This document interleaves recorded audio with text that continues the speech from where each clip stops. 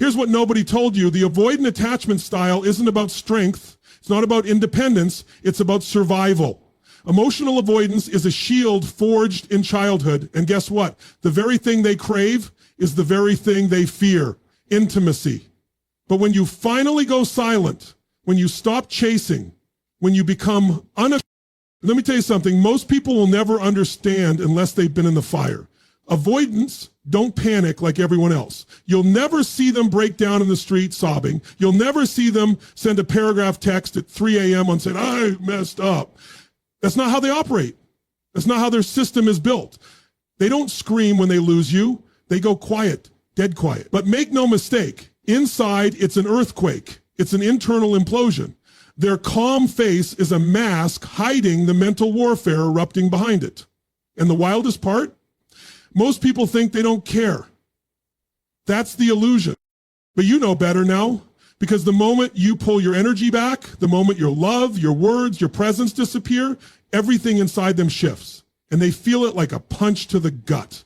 They may look like they're unfazed, like they're just doing their thing, but don't be fooled. Avoidants are experts at pretending. They've been training for this their whole lives. Detachment isn't strength. It's a trauma response. It's the shield they've used since childhood to avoid vulnerability, because vulnerability equals danger in their mind. So when you stop texting, when you stop reaching out, when you go quiet after giving and giving and giving, they don't breathe easier. They panic silently, viciously. It starts slow. They open your chat history. They scroll through it, scanning for signs of your last emotion. Did you sound distant? Did you seem hurt? Were you mad? They read into your final words like decoding a secret message. And when they see nothing coming from you, no update, no response, no I miss you, they start to spiral. They check your social media, not once, not twice, obsessively. They look at your stories and pretend they don't. They might even watch from a burner account, just so they don't leave a trace. They want to know if you've moved on, if someone else is making you smile. And God forbid, they see a photo where you look good, where you look free. Because now the panic turns into fear. Fear that the game is over. Fear that their strategy of distance has backfired. Fear that you've finally seen the truth, that you deserve better.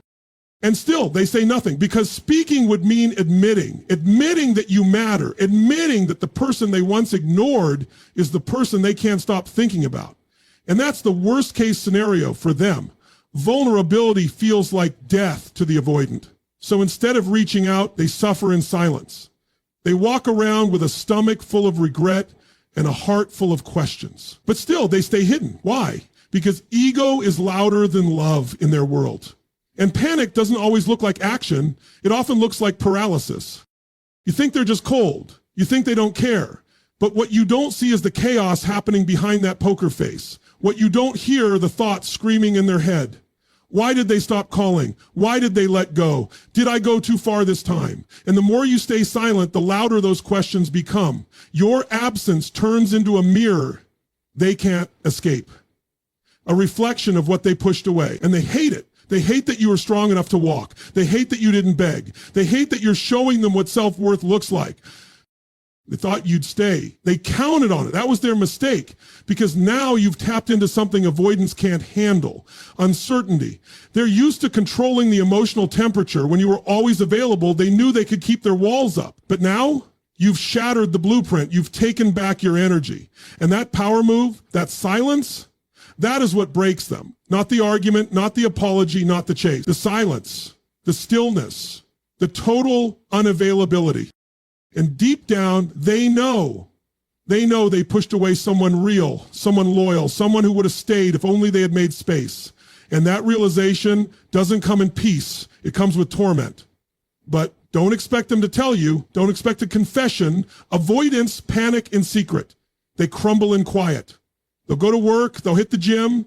They'll post on Instagram.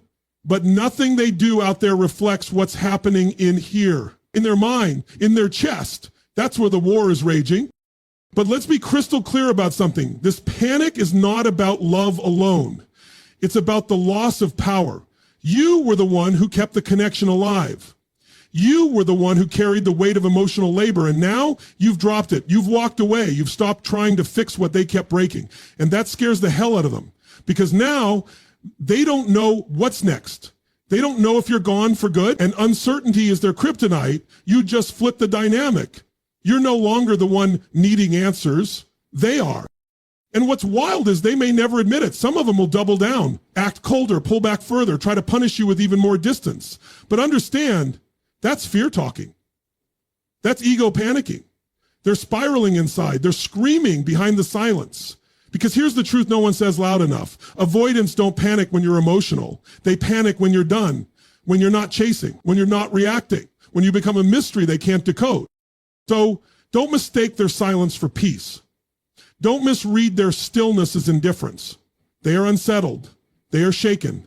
They are replaying every moment in their mind and realizing too late that your silence isn't an absence, it's a boundary, and it's the most powerful message you've ever sent. Let me hit you with the truth people are too afraid to say out loud. When you become unavailable to an avoidant, when your energy vanishes from their reach, it doesn't just bother them. It breaks the system they built to protect themselves. It destroys the illusion of control they've clung to their entire life. See, avoidants don't fear being alone. They fear not being in control of the narrative. And the second you walk away, when you stop answering, when you stop showing up, when your light disappears from their life, they lose control completely, totally, brutally. Avoidants create a world where they are emotionally untouchable. You might think they're just chill, calm, not that deep, but that's the lie. The whole strategy is built on one unspoken expectation, that you'll always be there, that you'll wait, that you'll tolerate crumbs, that you'll keep knocking on a door they refuse to open. Because if you're always chasing, they never have to feel their fear. They never have to face their inadequacy. They never have to evolve. You are the one carrying the weight of connection. And as long as they're in control, they feel safe, even if they're miserable. But what happens when you stop knocking? What happens when the texts stop coming? What happens when the one who always forgave, always tried, always stayed, simply disappears? Now the ground beneath their feet shifts. Now the illusion shatters. Because here's what no one tells you. Their whole dynamic is powered by your consistency, your emotional investment, your patience, your love, your willingness to hold space for someone who refused to meet you halfway. So the minute that energy is gone, they don't just miss you, they feel threatened. They realize the rules of the game have changed. And they didn't see it coming. Now they don't know what you're thinking. They don't know where you stand. They don't know who you're with. And that is the trigger. That's what activates the panic. Because uncertainty is the one thing avoidants cannot tolerate. Emotional ambiguity drives them insane. They'd rather sabotage a good thing than risk not knowing how it ends. That's why they ghost. That's why they pull back. Because if they control the ending, they never have to face vulnerability. But now you're the one with the power. You're the one who pulled the plug. You walked away before they could script the final scene. And that, my friend, is terrifying for them. They don't show it. Oh no, they'll pretend they're fine. They'll keep posting selfies, acting unbothered, maybe even talking to someone new, but behind the scenes, they're unraveling. Because for the first time, they don't know if they can get you back. And here's the brutal part. They never thought you'd leave. They were banking on your emotional loyalty. They thought they had time. They thought they could breadcrumb you just enough to keep you close. But you rewrote the story. You walked away without fanfare, without drama, without a goodbye speech. And that's what messes with their head. Because they didn't expect you to grow. They didn't expect you to evolve. They didn't expect you to love yourself enough to say, I deserve more than this. And that moment you chose you over them, it short circuits their entire defense mechanism. They can't process it. They don't know what to do with it. So they try to act normal. They try to live their life. But there's this gnawing feeling they can't shake, that they lost the one person who saw them and stayed until they didn't. And let's be honest, it's not just about you being gone. It's about them realizing they never really had the control they thought they did. Your love was a gift. Your presence was a privilege. And now it's gone. They're no longer calling the shots. And that drives them mad because the avoidant operates from one core wound, the fear of being powerless in love. That's why they distance themselves. That's why they shut down. That's why they say they don't want anything serious while clinging to you emotionally. It's all about control, and you took it back. You flipped the dynamic on its head. And it wasn't by screaming. It wasn't by begging. It wasn't by trying to make them see your worth. No, you did the one thing they never expected. You stopped being available. You stopped offering access. You stopped making excuses for their silence. And now they're spiraling not because you're gone, but because they didn't get to decide how you left. And that to them is the ultimate threat. Avoidants fear emotional chaos, and your silence becomes the loudest form of chaos they've ever known. Your disappearance creates a void where they used to feel superior, in control, dominant. Now, they're guessing, they're wondering, they're replaying everything, every moment, every word, every time they pulled back and you still showed up. And they start to feel it, not all at once, but piece by piece. Piece by piece, in the quiet moments, in the middle of the night, when they check their phone and it's empty, when they open Instagram and your story isn't there, when they realize you're actually gone, and they panic, not like someone who just lost a partner, but like someone who lost control of their identity, because they built their power on your presence. And now that you're gone, they have to face something terrifying. They never had real power. They were just hiding behind emotional distance. And that's the biggest loss of all, not just you, but the illusion that they were in charge. So don't fall for the silence. Don't believe the performance. Don't let the lack of reaction confuse you. Just because they're not chasing doesn't mean they're calm. Just because they're not crying doesn't mean they're healed. Panic doesn't always scream. Sometimes it hides in stillness. Sometimes it wears a mask of indifference. But behind that mask is a person who lost the one thing they never expected to lose. You. And not just you, but their grip on the game. Their illusion of control. It's gone, and they know it. Let me tell you something that will wake your soul up like an alarm clock wired to lightning. Avoidants don't fear your presence. They fear your detachment. And when you detach, when you stop chasing, when you stop obsessing over how to be enough for someone who gave you half their heart, everything inside them begins to crumble. It's not gradual. It's not subtle. It's an earthquake in their nervous system, because for the first time, they feel your power, not in what you gave, but in what you took away. They felt safe as long as you needed them. They could predict you. They could withhold affection, delay texts, dodge intimacy, and you would still come back. You were reliable in your pain. You were predictable in your heartbreak. You stayed soft even when they stayed silent. You fought for the connection when they stood still. You loved them loudly while they whispered doubt. But the day you stopped giving, the day you pulled your energy back, that's when their whole emotional fortress began to rot from the inside out. They're not built to handle your silence. Your absence screams louder than your presence ever could. It speaks a language they can't decipher, because when they can no longer control how you feel about them, they lose access to the very game they've been playing. They were feeding off the validation of your attention, even if they never admitted it. They were secretly dependent on you showing up, on you waiting, on you forgiving. But when you don't, when you choose you over trying to prove your worth to someone emotionally unavailable, their brain goes into full tilt panic mode. Now the script is flipped. They used to be the one who pulled away. Now they're watching you vanish like smoke in the wind. They used to be the one who needed space. Now they're suffocating in the silence. They used to say, I'm not ready for anything serious, but now they're wondering who you're getting serious with. They used to dodge your depth. Now they're haunted by it. Because, here's the raw truth, avoidants don't avoid love. They avoid being vulnerable. They avoid feeling out of control. They avoid seeing their own wounds reflected back in someone else's eyes. But once you stop chasing, once you no longer try to rescue them from themselves, they are left alone with those wounds. And that silence becomes a mirror, a painful, unrelenting mirror that shows them everything they never wanted to face. Your detachment is not passive. It is powerful. It is not cold. It is clear. It says, I know who I am, and I will no longer settle for crumbs. That energy, that inner shift is what shatters them. Because for the first time, you are not trying to be chosen, you are doing the choosing. And it is that dynamic reversal that cuts through every avoidant defense like a blade through paper. They underestimated you. They thought you'd always be the one to check in. to explain yourself, to send the long message, to fight for a connection that felt one-sided. But now you're just gone.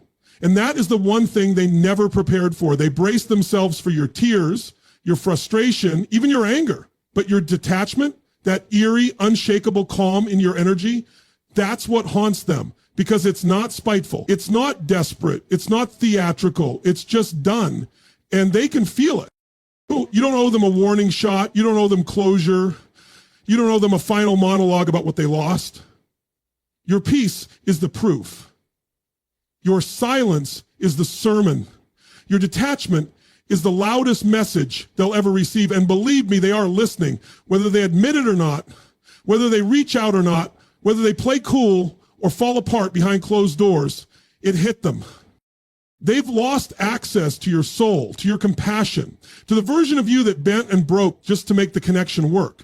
And now they're scrambling. They're checking your socials. They're asking mutual friends. They're reading old messages, not because they miss you, but because they're trying to understand how they lost the one person who once made them feel emotionally invincible. And it terrifies them.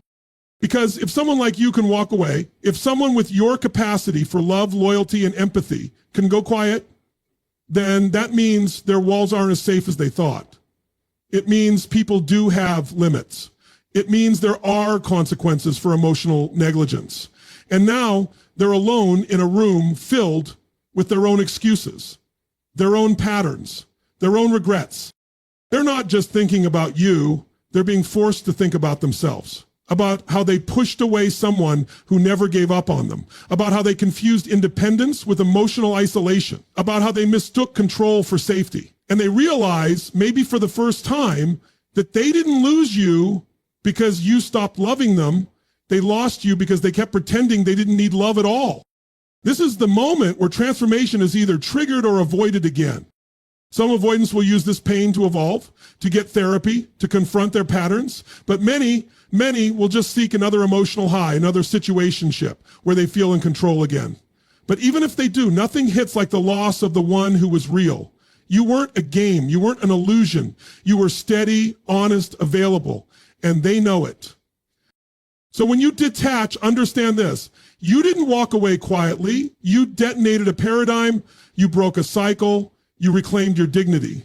And that echo will follow them into every room, every relationship, every moment they reminded of the stability they once ran from. They may never say it. They may never show it. But they know. They know what they lost when they lost your emotional investment. And now they finally feel the chaos they worked so hard to avoid. All because you chose to feel peace instead. Let me drill this into your soul so deep that you never forget it. The moment you go unavailable, you force an avoidant to face the one thing they've spent their whole life running from. Their own emotional void. Do you understand how terrifying that is for them? You see, when you were always available, when you always picked up the phone, always replied, always tried to understand them, always gave one more chance, one more conversation, one more drop of your soul, you became their escape from themselves. You became their shield from the very truth they didn't want to confront. But when you remove your presence, when you remove your energy, when you shut the door and lock it without slamming it, you unleash something they never saw coming. The avoidant finally looks in the mirror, and for the first time, they don't see you there reflecting back their flaws, their mistakes, their mess. No, they see only themselves. And it's not pretty. It's not soft. It's not filtered. It's raw, exposed, and brutal. The truth hits like a flood. They didn't lose you because you stopped loving. They lost you because you stopped abandoning yourself to love them. Avoidants live inside a story they built when they were children. Maybe they learned that closeness means danger, that vulnerability leads to pain, that love always ends in betrayal or suffocation or loss. So they adapted. They became cold, logical, detached, not because they don't feel deeply, but because they feel too deeply and never learned how to hold that much emotion. So what do? They ran. They pushed people away. They ghosted, withdrew, stonewalled. They shut down emotionally while smiling through it all. And you walked into their life like a thunderstorm of light. You offered real connection. You said, I'm here. You said, I care. You leaned in while they leaned out. You reached while they recoiled. You broke yourself trying to help them feel whole. But now you've stepped back. You've gone silent. You've stopped playing the role of savior. And that changes everything, because now the burden of healing isn't yours to carry. It's theirs. Now the silence is theirs to sit in. And that silence is deafening. Avoidants panic when you're no longer available because it strips them of the illusion of control. While you were always there, they could pretend they didn't need anyone.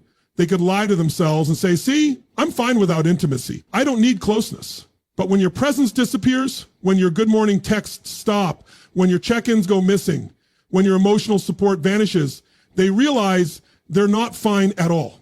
They realized how addicted they were to your energy, how safe they felt knowing you'd always be around, even if they never reciprocated fully. But now you're gone, and they can't fake it anymore. Their life feels empty. Conversations feel hollow. Other people don't hit the same. You were the one who saw past the mask, who touched the real them, even when they tried to hide. And now there's no one left to validate them without judgment.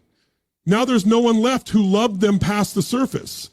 They're forced to sit in the ruins of what they destroyed with their own fear. Here's what no one tells you. Avoidants want love just as badly as anyone else, but they want it without risk, without accountability, without the uncomfortable inner work it takes to stay open. And the moment you leave, the moment you reclaim your worth and stop begging for the bare minimum, they are left in emotional chaos because they don't know how to self-regulate. They don't know how to face that grief, that shame, that regret. So they spiral, they suppress, they distract, they pretend they don't care. But deep inside, they are unraveling, piece by piece. And no one can fix it this time. Not even you. You walking away was not weakness. It was strength disguised as stillness. It was power cloaked in silence. And your absence now becomes their lesson. Because avoidants do not learn through comfort. They learn through contrast. But they don't change when you explain it to them 1,000 times. They change when they feel the emptiness of losing someone who once made them feel emotionally safe. They don't wake up because you stayed and tolerated it. They wake up because you left and meant it. Let this sink in. The minute you go unavailable, you hand them the mirror they've been avoiding, and that mirror doesn't lie. It shows them everything. The patterns, the emotional cowardice, the missed chances, the love they blocked because they were too scared to feel it, and the longer your silence echoes, the louder that mirror screams.